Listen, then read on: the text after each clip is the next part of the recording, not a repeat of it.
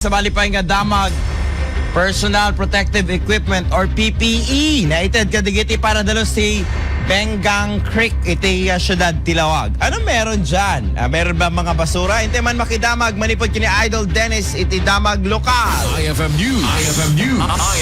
IFM News. Lokal. Idol Dennis, go ahead. Ganen si Lawag si government si panakadalos iti Bengang Creek Gunubeng Kanal iti syudad iti Lawag.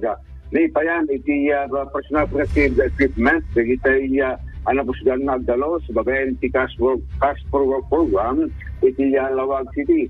Mismo ni Mayor Brian Alcid iti ipaima iti equipment iti agdalos iti sakit masalwadan iti salon at da. Masken ko na iti panipaay digiti equipment gusto kat saan yung makaptan din yung klasakit digiti agdalos iti kanal gaputo iti kanal kaya iti sa pagbunupunan saan nga korugit iti sentro iti syudad iti Lawag.